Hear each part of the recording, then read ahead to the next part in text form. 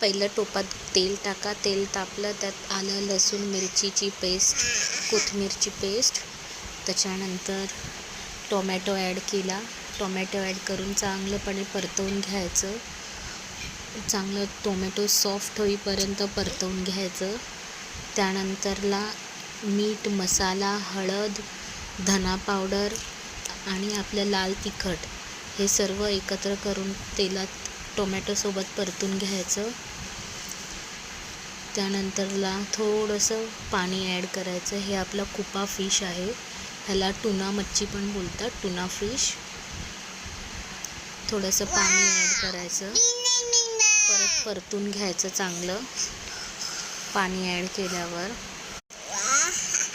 एक उकळ काढली, चांगली परतून घेतलं. त्यात कोकम ॲड केले.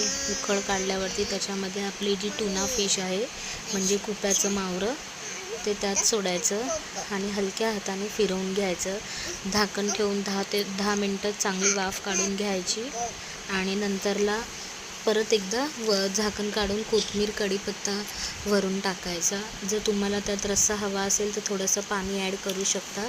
अदरवाईज असं चटणी सुकी पण खूप भाकरीबरोबर छान लागते. तयार आहे आपलं गरमागरम झणझणीत कुप्याचं आंबाट.